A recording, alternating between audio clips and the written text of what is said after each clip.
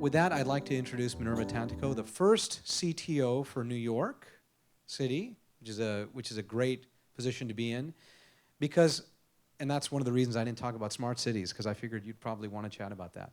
So, welcome. Thank you.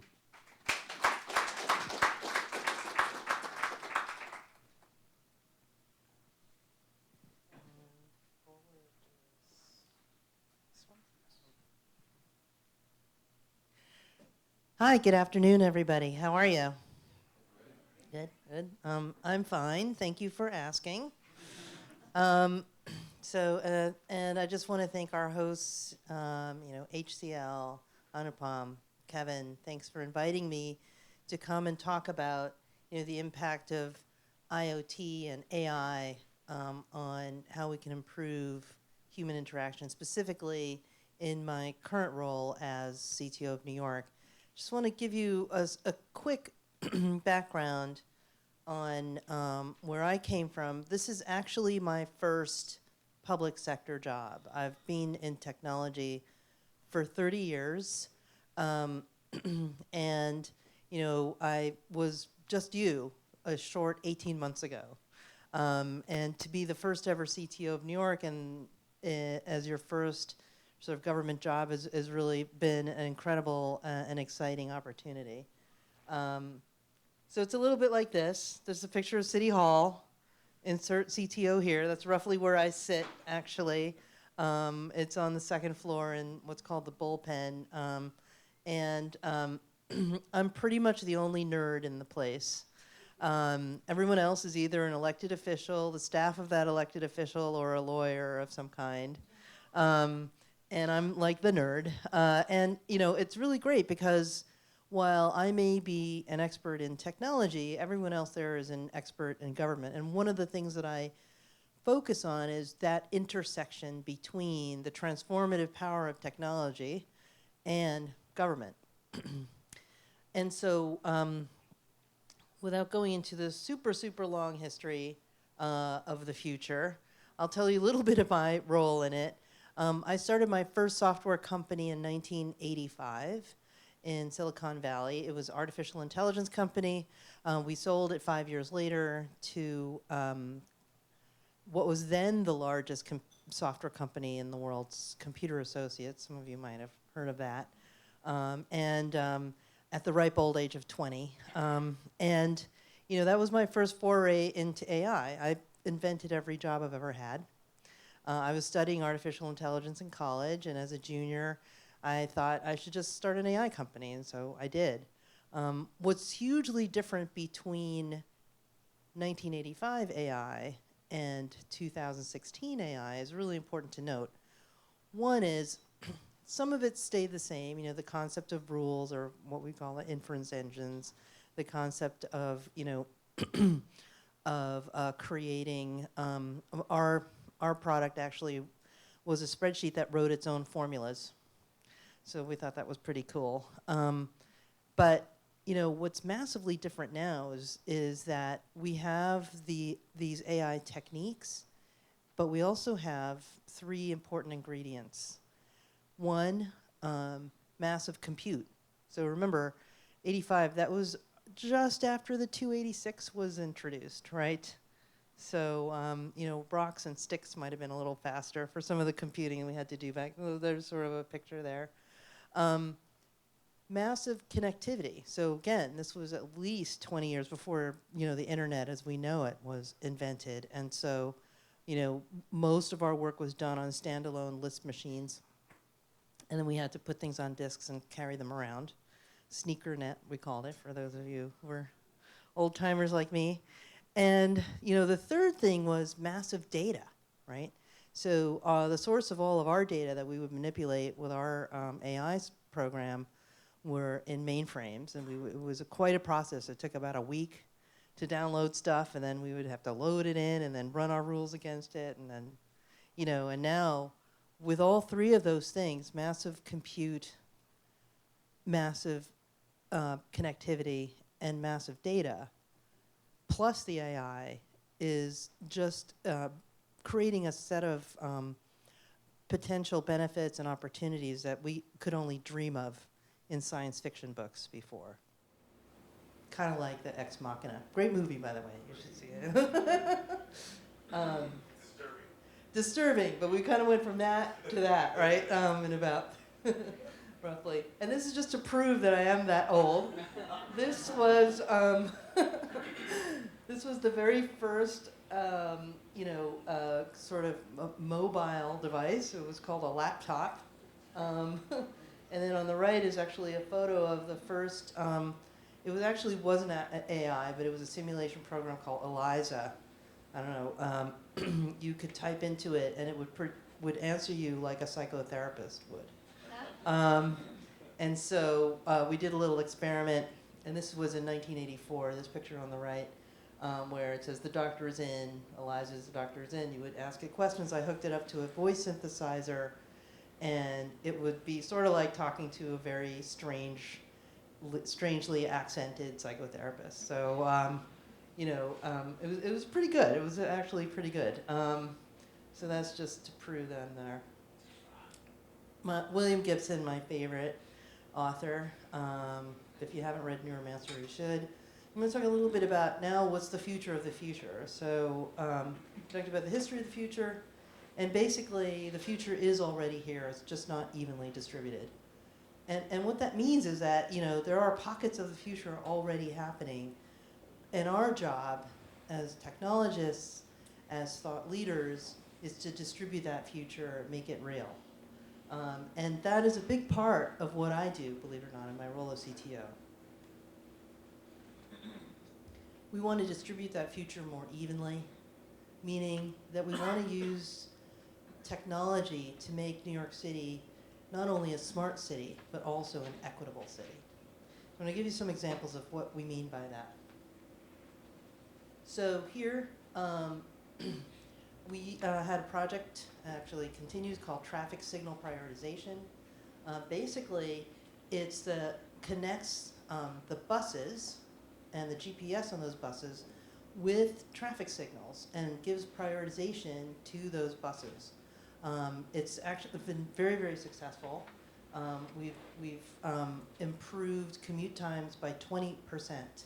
So this is a perfect example. Yeah. Will those be autonomous buses in your lifetime or our lifetime? Yes. Cool. If I have anything to say about it.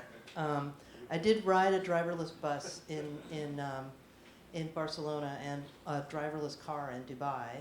They actually work, and actually in both Singapore and Zurich, they already have driverless buses running in public streets. And so, we're tracking those things, and it's pretty cool. On the driverless bus, you have an app. You call it up. You say, this is the stop. It knows to stop there. You put in where you want to get off, and so you're basically programming the bus with your app as you get on and off it. It's pretty cool. And so this whole idea of this automated street is coming, and in some places it's already here.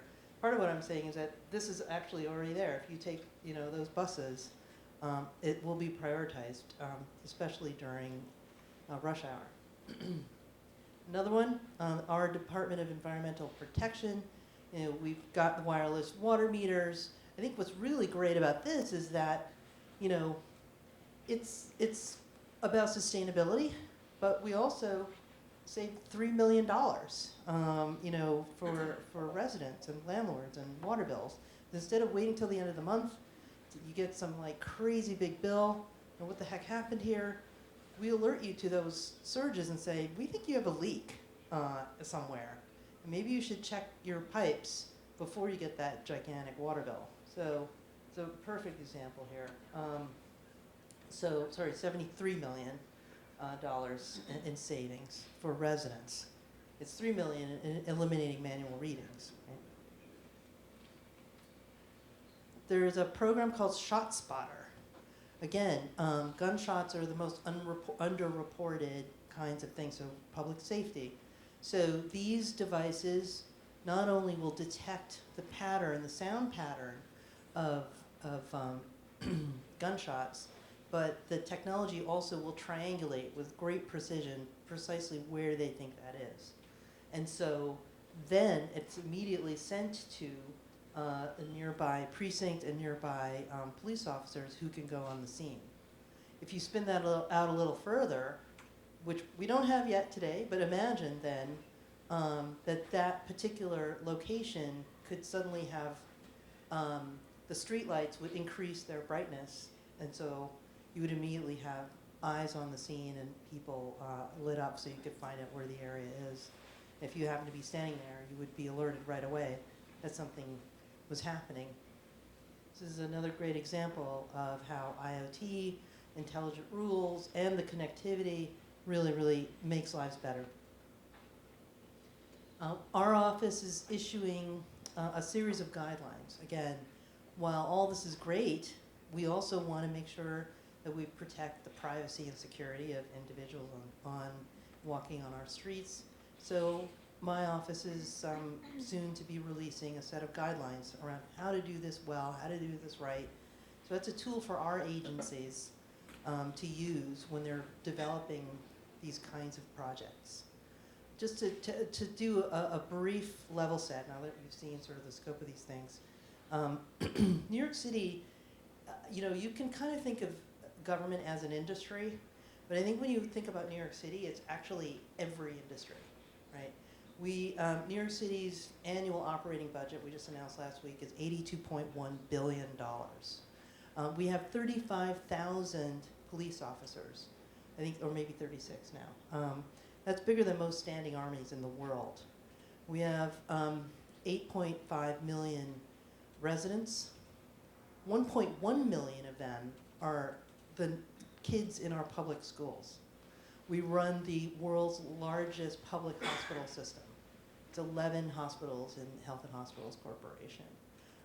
And we're the largest employer in New York City with 350,000 employees.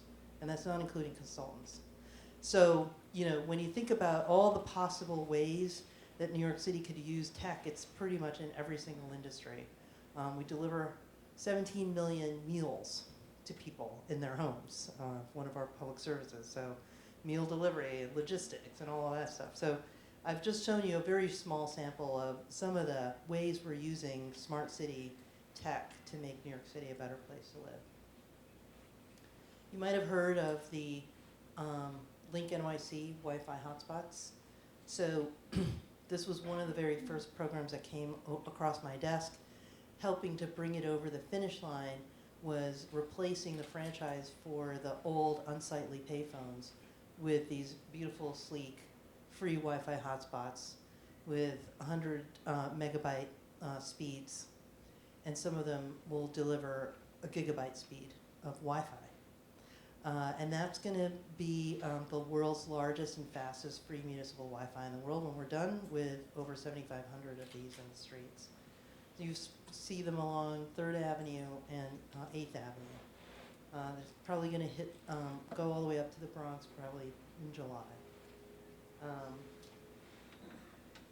We also support, civic tech and urban tech companies. I'll just quickly go through this. 2 more recent projects. Created a hub at New Lab where companies can go and not only co-work but also co-invent great new city technology for us. So our New York City Economic Development Corporation invests in these spaces to create and incubate and percolate these fantastic new ideas. The next generation of this smart city tech will come out of these places. And then at Grand Central Tech, the same thing. We are also focused on having every single New York City public school child will have access to computer science education over the next 10 years. That's really important because it's a virtuous cycle. We know that tech companies, and not just tech companies, every company needs tech talent. That's the number one pressing need that not only New York, but this country has, with 1.4 million tech jobs projected by 2020. We only have a pipeline to fill 29% of those jobs. And so creating that virtual cycle of attracting tech companies by having homegrown talent, attracting new talent. And so this is a huge part of what we are doing in the city by creating this computer science for all. It's a public-private partnership. We're going in halvesies with CSNYC, which is a nonprofit foundation, and the Department of Education in the City of New York is funding this to train the next generation of workers. And finally, some other programs that we're doing. I would be remiss as a government representative without talking about some of the great programs that we're working on and where to find out more about them.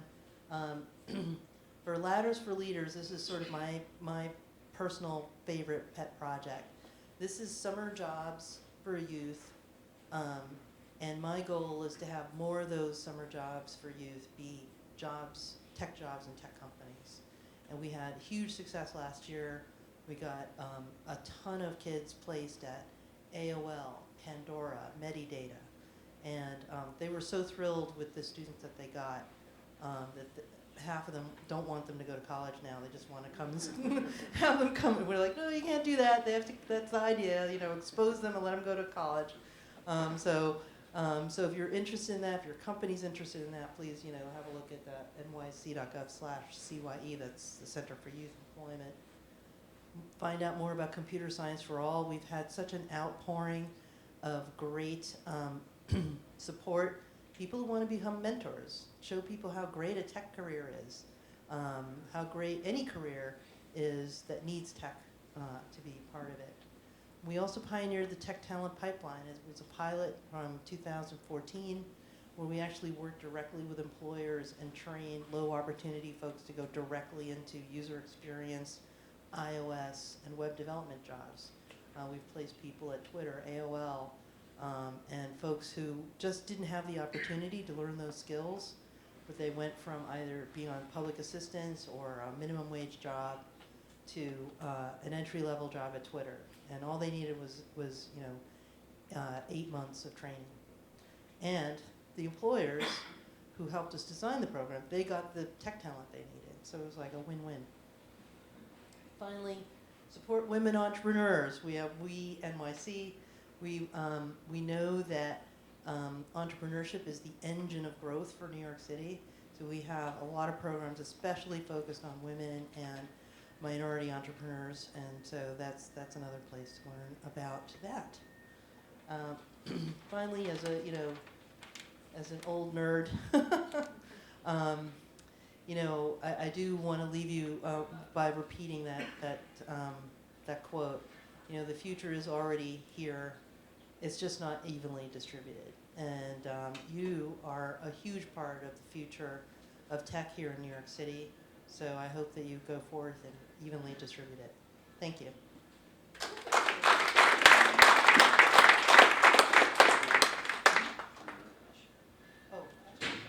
So we are running ahead of time. Of course, we have a lot of time now for questions. So Minerva, if you have any questions for her, and also Kevin, who spoke before him, please. Joint question between Kevin and Minerva. It's great about all the technology, things like that. When you look at the future, some of the predictions they are making, you only get 20% of the population to provide the goods and services what we do today. And then you're looking at, like for example, recently I was watching Bill Gross put out a paper called Universal Basic Income. Basically, where they're saying that, it's like, when you look at technology, it's like the kids working in their own sandbox. They're so excited about the whole thing. Is somebody looking at it from it's good to be technology and say, wow. And then you look at other bigger issues. And you showed all those banks. For example, if you look at whole derivatives, like what happened to the mortgage-backed securities, something like $552 trillion worth of derivatives are there. JP Morgan, their asset $2.75 trillion, they have $55 trillion worth of things.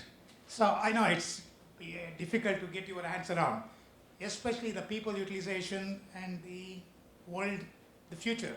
Any thought about this? We should be looking at those kind of things. You can say, it's the politicians, it's the business, you can always shirk our responsibility.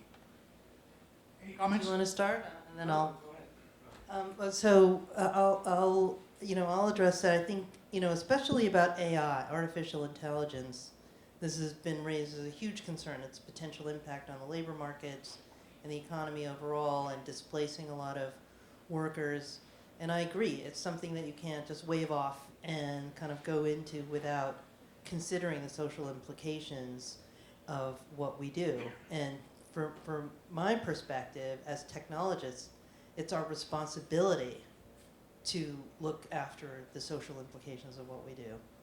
That being said, having been in, AI, and actually the last 10 years of financial services, I was chief architect at Merrill Lynch and then CTO at UBS until just a year and a half ago. I do see that what we can do is think about, rather than artificial intelligence, the notion that we're going to replace people, I try to think of it as intelligent assistance, that we can use AI to make people smarter, and actually use AI to put resources where they're needed the most and be more efficient that way, and that we can recoup some value based on reducing the waste that we have today without those intelligent assistants. Thank you.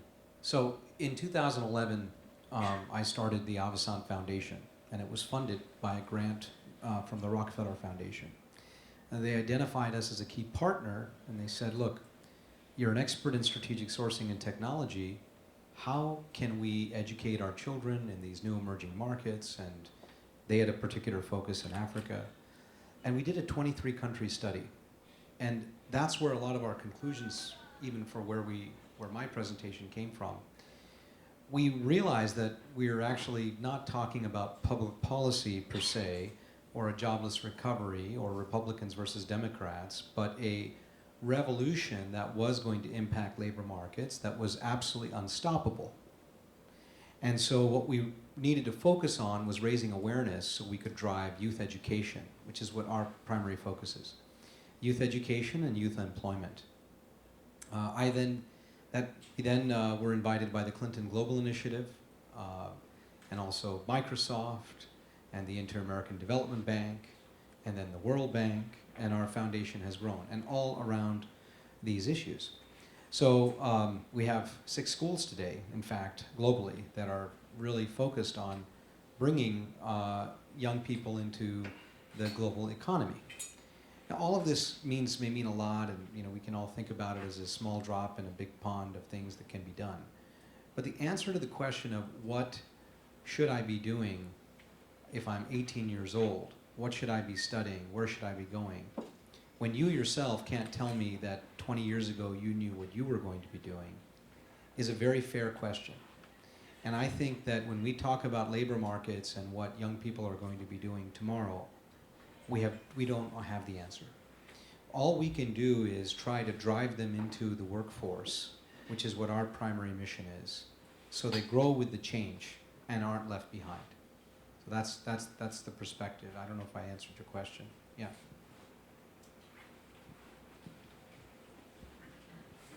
So I have a question for Minerva. Google had an AI play a world champion in this game Go recently, and it was considered infinite possibilities that a machine could not beat a human, a world champion. There was a world champion in Korea that had played at 5 matches, and the machine won 4 out of the 5. At one point, the commentators said that the machine made a move that no human had actually ever made before. So the artificial intelligence leaped past all thinking that humans had ever seen before and did a move, and the champion had to take a 15-minute pause and like just take a timeout. The champion lost that match. My question for you is, can we put a sandbox around that assistant? Is the genie out of the bottle with AI in terms of leapfrogging mankind's ability to imagine? Yes. No, but I mean, I watched that with great interest. I think, when IBM first created the chess playing machine that beat a grandmaster at chess, they thought, well, that's brute heuristics, it's basically mass compute and being able to do that. The win at Go represents a quantum leap over that, because it's not only computational power that was set against the rules, but sort of a creation of a truly unique new rule, right? And I have to agree that that is not only significant but potentially, quite alarming. And there are folks that are very concerned about the singularity. How many people know about the singularity? Yeah, which is that, well, what happens when machine intelligence surpasses, human control, and it's Arnold Schwarzenegger coming, in machine form to rip your head off and all that, for sure, that's a very scary movie. And, again, I am heartened by the fact that we recognize this and understand the potential benefit and, downsides of this.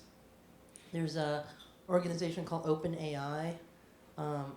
One of its funders is Elon Musk and a few other really significant folks whose only focus is to study the socially responsible use of AI. So I think that awareness of what you bring up is really important. But you're right. The genie's out of the bottle, and I think it's important for us to manage, to manage and humanize technology and think about those solutions. And I would say that governments all around the world. This was a huge topic at the World Government Summit I attended in February. There were 113 different country governments there, all asking that same question and thinking, how do we do this responsibly, not only as a country but as a planet, and make sure that we, look after it. It's sort of I completely recognize it, but I don't think that somehow going in and taking a machine, taking a bat to the machine is going to help us at this point. Thanks for that. Two questions. One, the picture of your humble beginnings, was that you programming in somebody's garage, it looked like? On the right? Yeah, Yeah. it was. It was an actual garage in Atherton, I saw the light in California. the back. Yeah. The real question is, thank you for sharing the projects that you're working on. How do you all balance human service and return on investment when selecting your projects for the city, right? So obviously with the gunshot, that serves the betterment of the community, probably not a financial ROI as strong as the bus and the 20%. How do you balance that? I'm sure there's a stack of great ideas on your desk and people coming to you all the time who want to implement and partner. How do you make that decision in the budget and in the prioritization? Yeah, so in a year ago, the city published the plan for One NYC. So we put forward we're really applying a lot of the same things that corporations might do. We set forth a strategic vision and then a set of strategies and tactics that we will employ to reach those goals. So we put forward a whole set of goals for the city by 2025, which, as it happens, will be the 400th anniversary of New York City. And things like reduce greenhouse gases by 80% by the year 2050. We have very measurable goals that we put into this plan, and you can Google Plan for One NYC and you'll see all the stuff in there. And it was set around the notion of growth. We know that there's probably another 1 million people coming into New York. We need to be ready for that. For the first time, more people are moving into New York than leaving in 15 years. And so we need to plan for that growth. We need to plan for resiliency, which is really how are we going to bounce back from the Hurricane Sandy's, the next sort of emergency. We also have a set of goals around safety. And education. And finally, the lens across that is how do we do this across all 5 boroughs equity? So to answer your question, how we prioritize is we say, is this program helping us meet one of those goals that we set forth? And then we just released a couple weeks ago our annual report on those goals. So we're measuring the progress annually against the Plan for One New York. So Mayor de Blasio has put it out. These are not just sort of lofty goals. We're doing them annually. We're looking year by year. So to me, if I were looking for opportunities for applying some of this great technology, it would be to answer the question, how does it and can it be measurable reach one or more of those goals. The more that you can tick off, the better, right?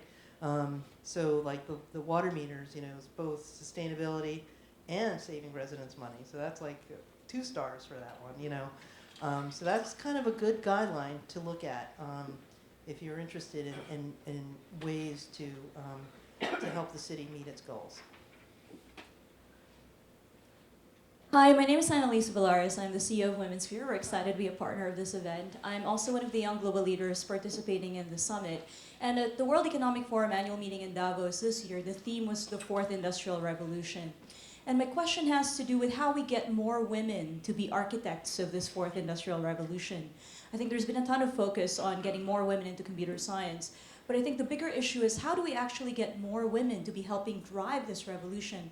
And would love to get your thoughts because you've been in the private sector, you're now in government, and I'm sure you can share both perspectives and what you think the private sector and the government can do to get more women involved as architects.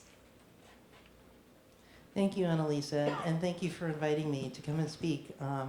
Yeah, that's a really good read, by the way, by Klaus Schwab. He's the founder of the World Economic Forum. It's a little booklet called The 4th Industrial Revolution. Good little read, you know, for the weekend beach. But kidding aside, yeah, I think, you know, and one of the key things is that we just need more talent, actually. It's sort of the opposite of being replaced. Like, yes, I think we're maybe replacing a lot of the low skill jobs, but we're also increasing the need for much higher skilled jobs. And as a planet, we need to kind of increase the skill level of our citizens. But on top of that, we need to, I mean, it's an economic imperative, we need to eradicate gender inequity in order to achieve this. There's just no other way. You can't sort of not address half the planet. I think also that it will address a lot of the risks around having only one group of folks producing technology and then another group of folks exclusively consuming technology. You can create a more humanistic approach and a more equitable approach to tech by having more equitable participation in that. So one of our programs is, you know, why not just create, and this is broadly tech education, not just coding, right? It's data science, cybersecurity, it's, you know, all those things, product management, design. If we offer that to everyone and make it a type of literacy like reading and writing was, if we create internet access and think about it as like the water and electricity of 100 years ago, and think about internet access, how do you survive today without internet access? 22% of New Yorkers don't have broadband access at home because they can't afford it. So, you know, so I think that there are levers that governments can do, but I think most importantly, my takeaway also from the booklet as well as your question is that governments can't do this alone. This has to be a public-private partnership. It really has to be a mutually beneficial arrangement because it's not just the government that benefits from more educated workers, right? It's industry as well. And so, you know, I sit in a very interesting spot because I just came from industry and now sit in government and see how we can see the exact formula, which is that, you know, diversity is already well established, leads to profitability, better outcomes. More diverse teams are more productive. And so the more that we can promote this both in government and in industry, the better off we all will be. Thanks for the question. Minerva, my name is Mark Minovich. I'd like to thank you for the presentation. I think it was an excellent presentation. I would like to, I'm not sure. I would like to ask you a question. As we travel around the world, right, and go to different cities and visit cities, you know, exciting cities such as in Europe, Zurich and Oslo, and in Singapore and Shanghai, very advanced. They use a lot of automation. They use a lot of IoT. You spoke extensively about the connected system mobility. It feels, being a New Yorker and spent many, many years here in New York, it feels we're far behind. We're far behind many of the international cities that have taken a position to be much more efficient, much more competitive, much more innovative. And my question is, what are we doing in the city of New York to be competitive with the rest of Asia and Europe and other places? What are the steps that the city is taking? What budget is being allocated? What actual milestones are being accomplished? And really, where do you see the infrastructure, specifically transportation, going to the future? Thank you. So, you know, I'm happy to say, because you know, as I mentioned before, I spent the last 10 years in financial services as a tech person, or fintech. And my last 2 years was spent in Hong Kong, actually. I was the APAC CTO for UBS, based in Hong Kong, but I covered, you know, Japan and China and Australia, you know, a third of the planet, right? And one of the things I noticed in Hong Kong, as you say, is, you know, they have this, the Hong Kong ID card, which gets you through the border. It's just, you know, connected with your fingerprint. You have the sort of stored value card that you could pay, you add money to at any 7-Eleven and then take any public transport. So it's sort of that unified. And they had the brilliant idea to turn all their train stations into really high-end malls. So since that subsidizes the transit system, you know, going on a train from one end to Hong Kong to another costs about 50 cents. And there are many other cities, as you said, that look like this. And this is part of our entry into the smart city engagement. So what's the city doing? We're, you know, we are challenged in that we are a 400-year-old city, right? And we have a lot of aging infrastructure. But most recently, I'll list a few things that we've done. One, you know, we just announced and breaking ground on a new ferry system that's going to take, you know, folks across much more efficiently. We'll cut, if you wanted to get from, you know, the furthest end of Queens or Brooklyn to Manhattan, we'll cut commute times. We're going to expand those smart street light and smart bus capabilities. MTA, which runs the subways, not the city, they just announced that they are, you know, looking at proposals for the replacement of those Metro cards, right? And the conversation that I had with them was like, they're very open to, you know, basically software-based and multi-payment modes for that, which will give them a lot more flexibility, right? So being able to pay by just swiping your watch or your phone as you go in through the turnstile, that kind of thing. And then integrating that with the other commuter rails who've already implemented mobile tickets, right? Last year, we announced the ID NYC. How many of you have heard of ID NYC? Yeah. It's the New York City ID. We thought when we first did it, because we wanted to make sure that people who didn't have enough documentation, you know, new immigrants and folks could have an identification so that they could open a bank account. A lot of people in New York City don't drive, so they don't have a driver's license, right? But they still need some form of identification, and you don't want to walk around with your passport all the time. So we created the ID NYC thinking that, well, maybe 100,000 or so people would sign up for this. We included a few benefits like you're automatically enrolled in sort of public hospitals. You can go into a public hospital and use it. You're enrolled in sort of the prescription plan that's available to everybody. We were blown away. As of today, 800,000 people have signed up for the ID NYC. That's literally 1 in 10 New Yorkers already has it in less than a year. And we're working now on what's the next version of this. How do we create a truly sort of modern single ID that can get you benefits, that can get you around, that can work maybe in buildings, and will truly be a smart ID. So, you know, our experiment went well, and we're looking at phase 2. And, you know, as I mentioned before, it's not just about the government. I think one of the best parts of my job is finding opportunities for public-private partnerships. How do we harness the creativity and innovation that's in industry for the betterment of New Yorkers? And so we do actively have a number of public-private partnerships, calls for innovation. My office issued, instead of an RFP, we issued a CFI, a call for innovation, that said, how can we solve these challenges? You know, give us your ideas. Companies, you know, policy changes, whatever you think. And we're running pilots now.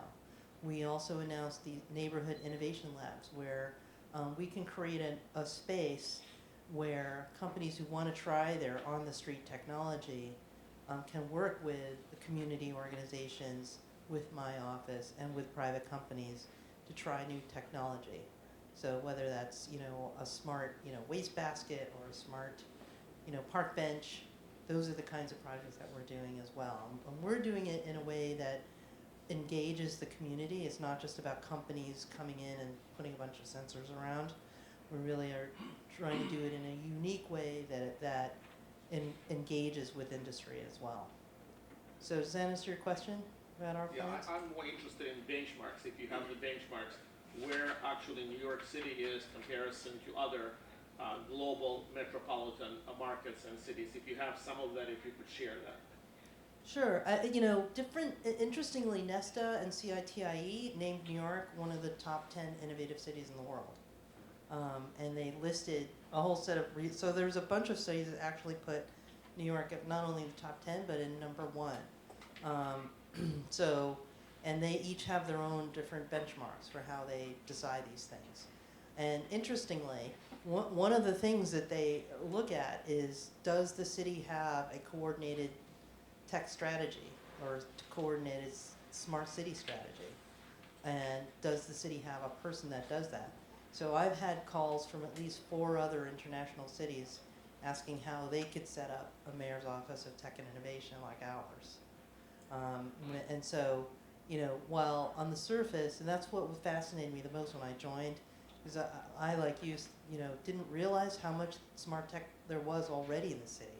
And it's almost super cool that you don't even notice it's there. Because we actually are an incredibly smart city, and we're focused on being even better. Is that all the time we have? Well, I guess so. Okay. Thank you very much. Thank you very much. Thanks for having me.